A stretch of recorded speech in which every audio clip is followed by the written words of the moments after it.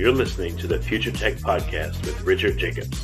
Future technologies such as artificial intelligence, stem cells, 3D printing, gene editing, Bitcoin, blockchain, the microbiome, quantum computing, virtual reality, and exploring space are much closer than you might think. In fact, many early versions of these technologies are in play right now, and the companies that are using these technologies are the focus of this podcast. My goal for you, the listener, is to learn from these podcasts. You may very well learn something that may change the course of your life for the better, steer you towards a new career, or give you insight into addressing a thorny medical problem. Remember, this podcast and its content is informational in nature only. No medical, tax, legal, financial, or psychological advice is being given. If you've enjoyed the podcast, please listen, subscribe, like, and tell your friends about it. Thank you.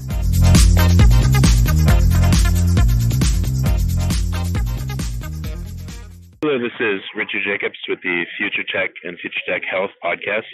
And I have John O'Connor. He's the founder of a company called Gene Food, and the website is mygenefood.com. So, John, thank you for coming. How you doing? I'm great. Thanks for having me. It's good to be here. Yeah, so what's the premise of Gene Food? What's the idea for the company? The idea behind Gene Food is sort of bioindividuality, which is the idea that people, both in terms of nutrition and medicine, respond differently to different inputs. You know, so there's a lot of debate out there in nutrition circles about, you know, like, what's the perfect diet for, you know, someone to be eating. You know, should you go paleo? Should you go vegan? And there's strong proponents on all sides. And you know, many of these diets have a lot of principles associated with them that are sort of overarchingly healthy. But we believe that the genetic differences between us give us the sort of the code, the answers to the test in terms of what diet a certain individual is going to perform best on. And so we've created an algorithm that can parse genetic data and assign people into one of 20 foundational diet categories. And that's the idea. I was going to ask you how many categories there are. So can you describe some of the categories and what's the differentiating elements between them? Yeah, so we have, for example, like one of the diet categories is Okinawan.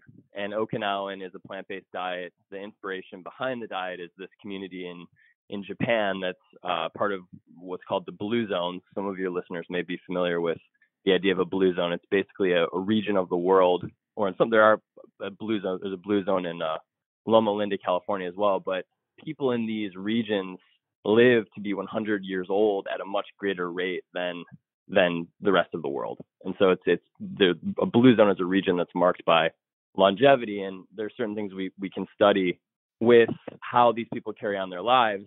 And one of our diets is named after the Okinawan region, which is a sort of one of the best known blue zones. And it's basically a plant-based diet that's centered around, you know, starchy, non-processed carbs, maybe small amounts of fish, a little more liberal with the glycemic load, like the blood sugar load of the food that these people are eating.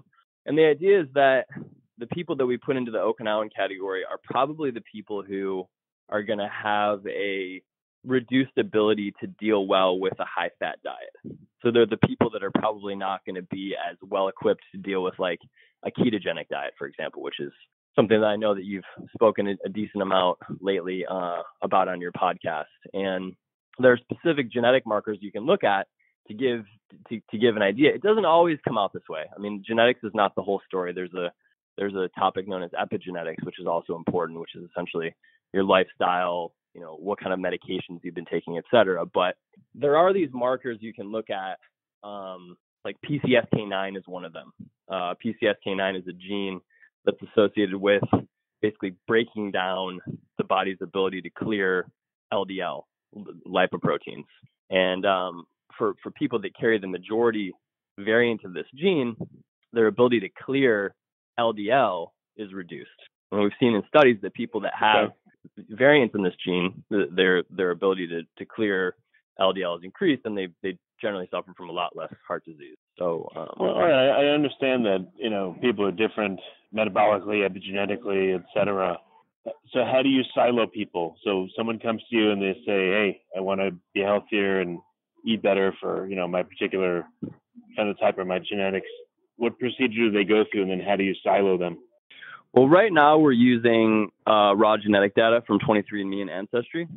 So we're taking, there's about 20 million people that have that data, and so there's 66 markers, 66, they're called SNPs within those files that we can look at, and PCSK9 is just one of them. It's just one that is one that your listeners may have heard of, but we look at others. ApoE4 is one that we look at. Can you talk about ApoE4 for just a brief minute, because it's recently become such an important marker to look for?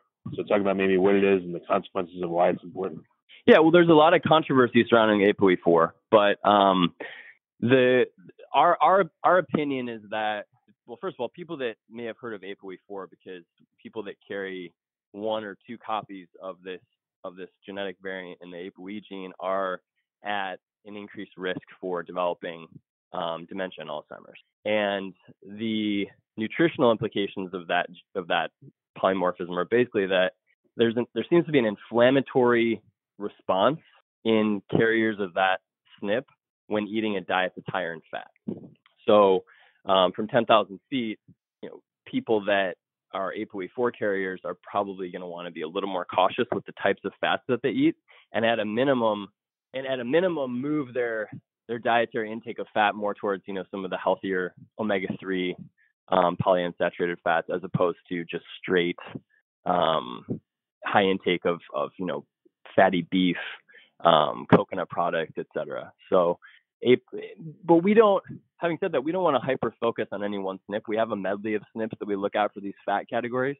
But I didn't want you to go too deep into it. Just take a quick overview of why it's important and why it's in people's minds lately. So you did that. That's good. So all right. So someone will get their genetic data from 23andMe or other sources. Then you'll take the data and you're looking for these SNPs. So again, what's your process from there? So the three basic top level ways we're looking at these genes is protein metabolism, carbohydrate metabolism, and then fat metabolism. And by breaking down the response to each of those inputs, like one of the ones we look at that's probably a little bit less common is histamine. So certain markers in the histamine genes will put you in a different protein category than some others. But it's 66 markers, and the macros, the macronutrient inputs are the big dividers, without getting into the weeds of the mechanism of these individual SNPs. Okay, so and then once you identify the SNPs that someone has, how do you customize the diet? Do you tell them what to eat and what to avoid, and how far do you take it? What kind of recommendations? Right. Yeah. So we mentioned the Okinawan, so that's going to be more of a plant-based diet. But there's paleo. There's diets that are more paleo. I mean, we have a diet type called Mosaic, which is for people that have stronger fat metabolism that don't carry some of these markers that we just talked about. We'll put them on a diet in terms of macronutrient recommendations that's closer to 35-40% fat. Somebody that's in the Okinawan category is going to be down closer to 10. And then what we're launching in our version 2 is we're launching a recipe database that is geared towards each diet type. So once you have your diet type signed, you can then go to the site, and there will be recipes that will be created that are in keeping with the macro ratios that we've given you in your report. So the report gives you overall macronutrient breakdown, foods to avoid, staple foods, tips for preparing food in terms of certain foods that are high glycemic can be made a little more tolerable by certain preparation methods. So we get into the top level macros, but into some of the weeds of how best to go about approaching food with this information as well. So any examples, case studies of people and what changes they made or were suggested and what happened to them? We just launched the product like 3 months ago, so we don't have any case studies at this particular point. We do speak with a lot of customers and and are privy to some of their biomarkers that maybe some other companies might not be, but that they've shared with us. But I think we're a little too early in the game for case studies at this point. Well, what kind of generic feedback are you getting? I know it's just anecdotal, but anything that surprises you? Like, what are you hearing? I mean, some of the things that surprise me are the responses that people have to the histamine genes. So when we see people and we've put them in a low histamine grouping, it always surprises me just how, to this point, how accurate that's been in terms of how they're dealing with allergy, food sensitivity issues with histamine in food, but also food sensitivities that can vary by location. So just anecdotally, we've heard from people who are customers who've said, look, I came back in one of these low histamine diet types, and I've noticed that I have food sensitivities in Dayton, Ohio that I don't have when I'm in Asheville. And, the rationale behind that would be that these are people who do a poor job of clearing histamine because they have lower levels of this enzyme called diamine oxidase, which is genetic. It's coded for the AOC1 gene. And so therefore, if they're in an environment where they have really, really nasty seasonal allergies, their body's producing a lot of histamine. Any additional histamine that's added to that bucket by food is going to become reactive over time. And then they move to a location where they don't have that same immune system stimulation in their environment, and they have much more tolerance for food. And that's a theory that's certainly new, but it is supported by some papers that have been written on histamine intolerance that have appeared in like the American Journal of Clinical Nutrition, as well as by the clinicians that are out there. There's a doctor, Janice Joneha, who's spoken quite a bit about that in her writings. And so it's been kind of interesting to talk to people who have had those experiences. And we can see that in their genetics. So if you're in a stressed state, if you're very sensitive to, if you have a high histamine response, that kind of throws off how your diet affects you, and perhaps it can cause certain foods that would be okay to not be okay. Is that what you're saying? Yeah, it's the histamine intolerance world and the genes that are associated with some of these immune issues like IL-8, IL-6. It's not all traditional food allergy. Like you have you have like a peanut allergy. It's this cumulative process where you have a few different factors that are adding to this histamine pool, and and one of them can throw the whole system way out of whack. Is the best way I can describe it. I think food only becomes an issue, or food usually becomes an issue in those situations when there's been some kind of an insult to the gut microbiome. I mean, there's a whole host of reasons why you could have an excess of histamine. You could have the putrefaction of certain proteins that you can't digest that's feeding bacteria that are producing histamine. It could go in the reverse with certain carbohydrate sources that you can't digest that are producing histamine.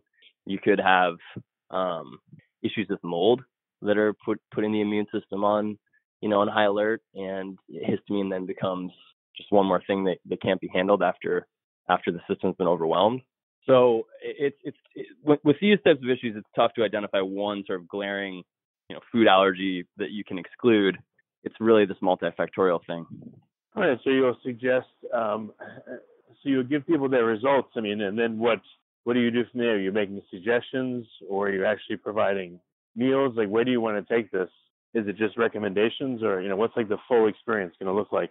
Yeah, I think that's a great question. I think the full experience over time, we get really just flooded with so many. We produce a lot of blog content, and we've had a good response to the blog thus far in terms of just engagement, people contacting us, readership, and I think that we do get so many questions that I think that the ultimate move will be some sort of a small health coaching program as well that we're going to pair with this. So for the people who are really interested in working with our team, you get the recommendations, you have the recipe bank.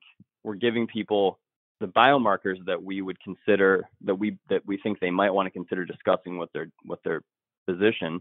And then on top of that, I think there's a role there for some kind of health advocacy to kind of help people through the process of changing habits, building a lifestyle that can be that's well suited to their individual situation. Yeah, so that's what I was going to ask you. What is the service going to look like 6 months or a year from now? Is that the vision, or what's your vision now that you're getting all this feedback? Well, I think 6 months to a year from now, the we're going to roll out additional points of analysis genetically.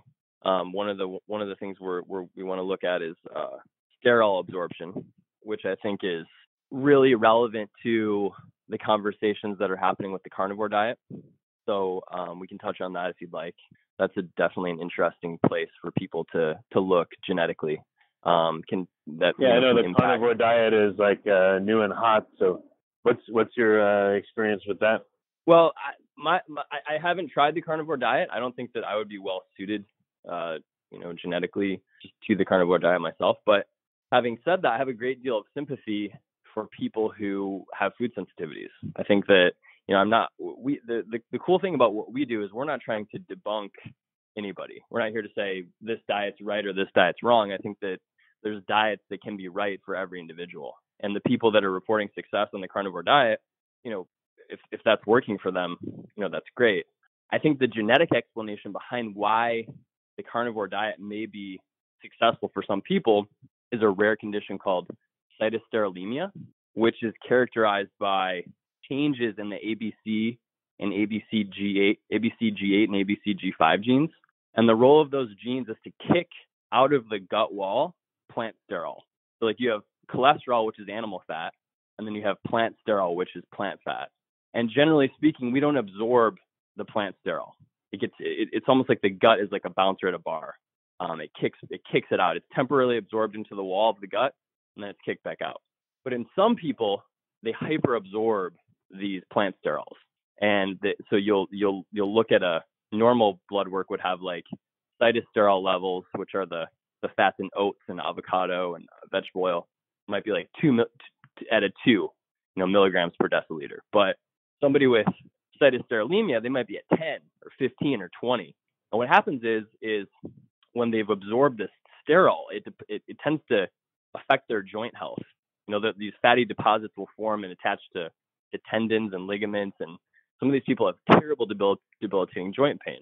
Well, that's the exact issue that a lot of the most famous advocates of the carnivore diet, like the Bell brothers, who are the power lifters in LA, or Michaela Peterson, who's the daughter of Jordan Peterson, the Canadian intellectual, they've complained about just being ravaged by joint pain. And so one of the things that we think is a possible explanation is like, why would somebody have sensitivity to all plants?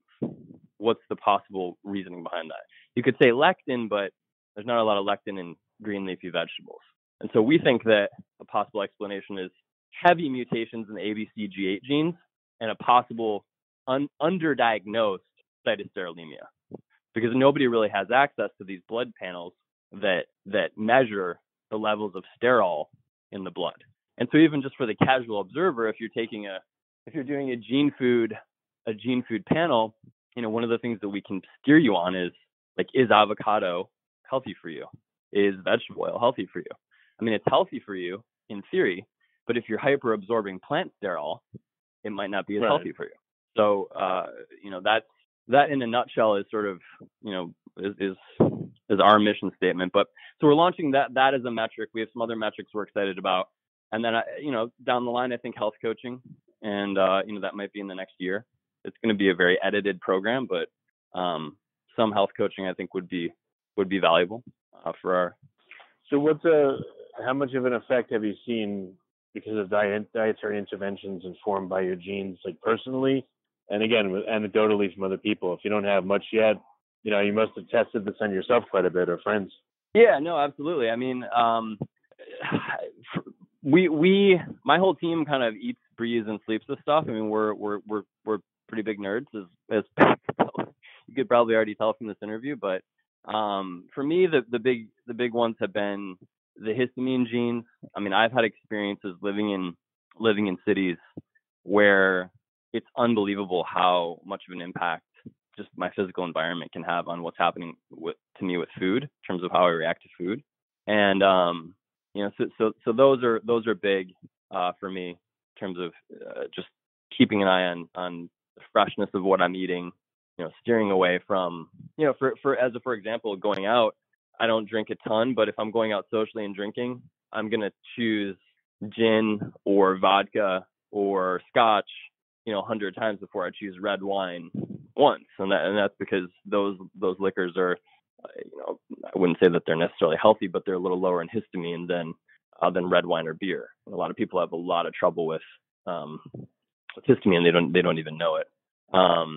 Also, just the way I approach dietary fat, I do a ton of.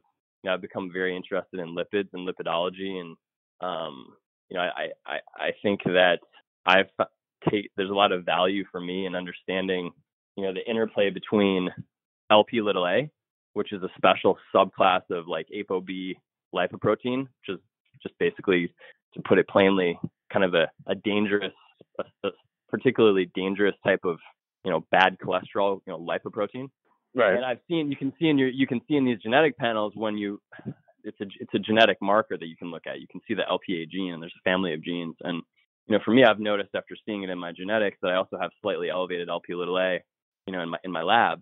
And I've written about the implications of that on the blog.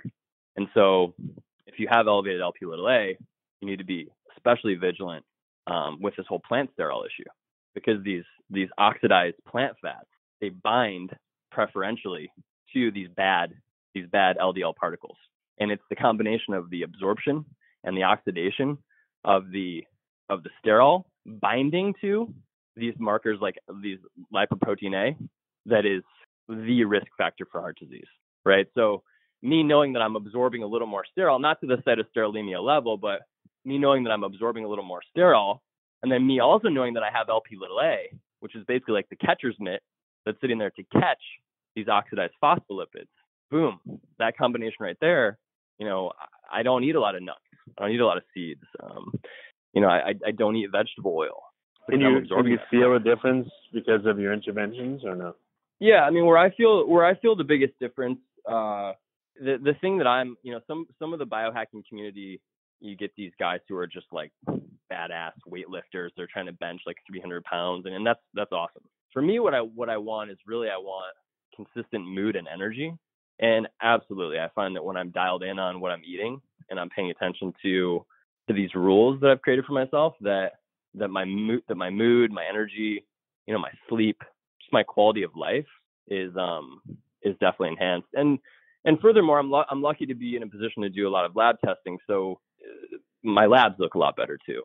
When I'm dialed into what I know I need to do for my own body, the benefits of that appear not only in my, these other areas, but also in the biomarkers. And then with the histamine response, I'm just curious, have you identified symptoms that are obvious and non-obvious where people could tell, ooh, I'm having a histamine response to what's going on?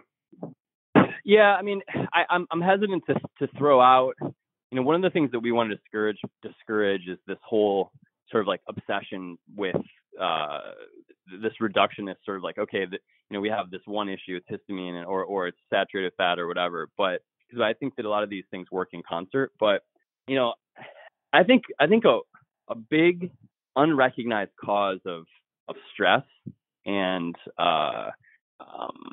sort of a lack of focus that seems to be really systemic in our society are these food and histamine issues for a lot of people. I find that I'm just much more focused, much more dialed in, feel less stress when I have this histamine issue under control than when I don't. And because of the fact that we have this rise in environmental toxicity, which is also triggering the immune system, I think that these modern day issues sort of act in tandem and in concert. So you can have, air pollution, mold toxicity, et cetera, sort of putting an extra burden on people in their lives. And then you combine that with some of these histamine issues. And I think that that's sort of like the perfect storm for some of the stuff that comes up pretty regularly for a lot of people. Yeah, it makes in terms of yeah. Well, very good. Well, what's the best way for people to get in touch and to talk to you and and try out the program and everything? So the website is at mygenefood.com. It's www.mygenefood.com. And if they want to get in touch, a contact form through the site is probably the best way. Send us an email. We're on Instagram, but yeah, it's through the website. So All right, that's great. Well, John, I appreciate you coming on the podcast. Yeah, thanks for having me. I appreciate it.